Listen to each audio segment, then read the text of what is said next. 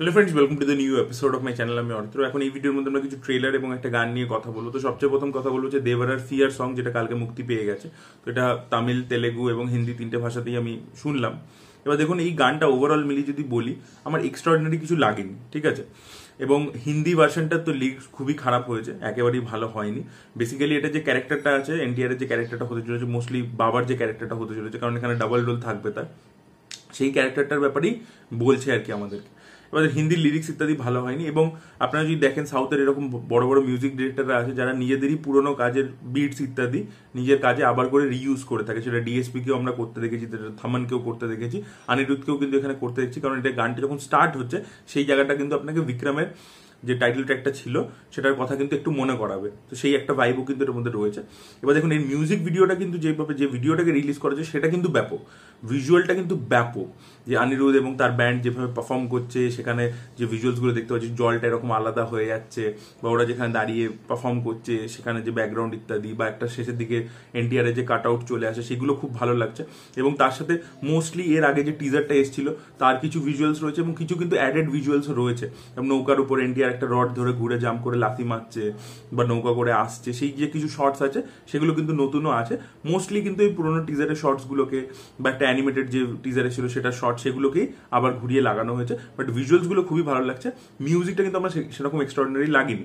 এবার যদি আমি একটা কথা বলি, যে অনিরুদ্ধের ক্ষেত্রে দেখবেন এরকম বহুবারই হয়েছে যে গানটা যখন ইটসেলফ আলাদা শুনছি তখন হয়তো ভালো লাগছে না, কিন্তু উইথ টাইম বারবার শুনতে শুনতে একটা ভালো লাগা তৈরি হয়। এবং দ্বিতীয় যে জিনিসটা তৈরি হয়, যখন সিনেমার কনটেক্সটে আমরা দেখি, ও এমন একটা সিনে ওটাকে ব্যবহার করবে এই গানটাকে, যেখানে কিন্তু ওটা এলিভেট হয়ে যেতে পারে। কারণ সিনটাও যেরকম চলবে সেটাকে আর কি গানটা কমপ্লিমেন্ট করবে। তো এই জিনিসটা কিন্তু আমরা বহু ক্ষেত্রে হতে, কারণ জেলারেরও যে প্রথমে যে মিউজিকটা বেরিয়েছিল সেটা কিন্তু অ্যাপ্রিসিয়েটেড হয়নি, কিন্তু যখন ছবিতে এলো তখন জাস্ট দেখুন যে জেলারের গোটা অ্যালবামটা কিভাবে ভাইরাল হয়েছে, কিভাবে সেটা নিয়ে কথা হয়েছে, প্রচুর চর্চা হয়েছে।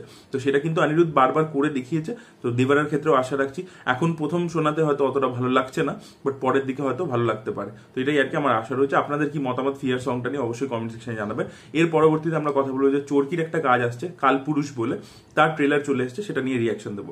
এবার দেখুন, এইটার যে প্রিমাইসটা সেটা আপনাকে কিন্তু বারবার কারাগারের কথা মনে করাবে, যে একটা লোক আছে যাকে বলা হচ্ছে পাস্ট থেকে সে চলে এসছে, মিস্ট্রিয়াস ম্যান, যেটা আগেন চঞ্চল চৌধুরী প্লে করছে। ইভেন কাস্টিংটাও সেম হয়েছে। এবং তার উল্টো দিকে যে অফিসারটা এফএস নাইমি প্লে করছে, যে কিন্তু আগেন কারাগারে ছিল, সেই কাস্টিংও সেম হয়েছে এবং প্রিমাইসটাও একটা সিমিলারিটি লাগছে।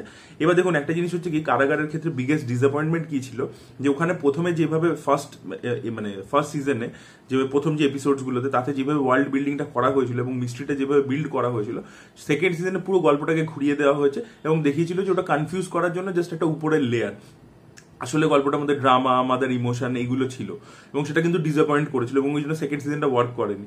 কিন্তু আশা রাখবো যে কালপুরুষের ক্ষেত্রে টাইম ট্রাভেলের কনসেপ্টটা, যেটা আমাদেরকে ট্রেলারের লেভেলে সেল করা হচ্ছে, সেটা যেন মেন কনসেপ্ট হয়, সেটাই যেন আমাদেরকে দেখানো হয়। তাহলে কিন্তু সিরিজটা খুব সাকসেসফুল হতে পারে। এবং টাইম ট্রাভেলের কনসেপ্টের উপর দেখুন, বিদেশে হলিউডে বলুন, কোরিয়াতে বলুন, প্রচুর কাজ হয়েছে, ইন্ডিয়াতে হয়েছে, আমাদের সাউথেও ইত্যাদিতে হয়েছে। বাংলাদেশে সেইভাবে কিন্তু হয়নি, বা বাংলা ভাষার কন্টেন্টের মধ্যে কিন্তু এখনো টাইম ট্রাভেল নিয়ে কিন্তু কাজ হয়নি। তো সেটা কিন্তু একটা ইউএসপি হবে। এবার দেখুন, এখানে চঞ্চল চৌধুরীর পারফরমেন্স খুব ভালো লাগছে, এফএস নাইমও নিজেকে ট্রান্সফর্ম করেছে, চঞ্চল চৌধুরীর লুকটা সেটা বেশ ভালো লাগছে। এবং গল্পটা এক্স্যাক্টলি কি হতে চলেছে বা কোন দিকে এগোবে সেটা কিন্তু ট্রেলারের মধ্যে তারা আর কি জাম্বেল আপ করেই রাখতে পেরেছে। তো একটা দেখে আর কি ব্যাপারটার ব্যাপারে ইন্টারেস্ট জাগছে আর কি, যে টাইম ট্রাভেলের কনসেপ্ট, তার সাথে একটা মার্ডার মিস্ট্রি, আদৌ চঞ্চল চৌধুরী সত্যি কি জড়িয়ে আছে কিনা মার্ডারটার সাথে, বা সে কোনো ইভেন্ট আটকাতে এসছে কিনা পাস্ট থেকে ফিউচারে।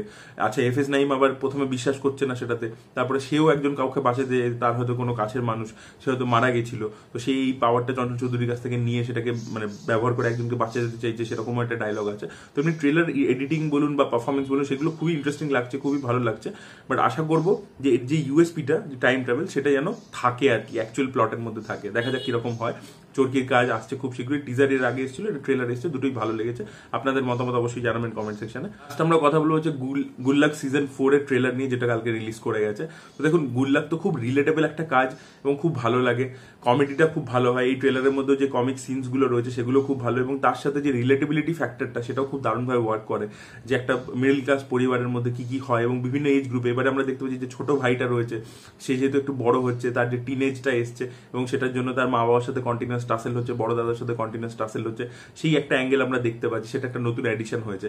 এবং যে বড় দাদা, তারও একটা প্রেম হবে, সেগুলো কি হবে, তো সেগুলো নিয়ে কমেডি ইত্যাদি তো ভালো রয়েছে। এবং তার সাথে এই যে রিলেটেবল ব্যাপারগুলো, বিভিন্ন এজ গ্রুপের যে রিলেটেবিলিটি ফ্যাক্টরসগুলো, স্পেশালি কম বয়সীদের জন্য একটা দিক রয়েছে, বেশি বয়সীদের জন্য জামিল খান এবং তার বইয়ের মধ্যে যে সম্পর্কটা আমরা দেখতে পাই, তাদের যে প্রতিদিনের যে স্ট্রাগলগুলো আমরা দেখতে পাই এই সিরিজটার মধ্যে, সেটা কিন্তু খুব রিলেটেবল এবং তাই জন্য খুব দারুণ একটা কাজ। এবং পারফরমেন্স প্রত্যেকের দারুণ থাকে, সেই পুরো কাজটি আবার ফেরত এসছে এবং তাদের প্রত্যেককে দেখতে খুব ভালো লাগছে। আমার তো ট্রেলারটা খুব সুইট লেগেছে, আমি তো প্রতিটা সিজনই দেখেছি, রিভিউ করেছি, এটাও দেখবো, রিল লুকিং ফরওয়ার্ড। আপনাদের কেমন লেগেছে অবশ্যই কমেন্ট সেকশনে জানাবেন। এই ভিডিওটা ভালো লেগে থাকলে লাইক করুন, শেয়ার করুন, চ্যানেলটিকে সাবস্ক্রাইব করতে ভুলবেন না। Bye bye.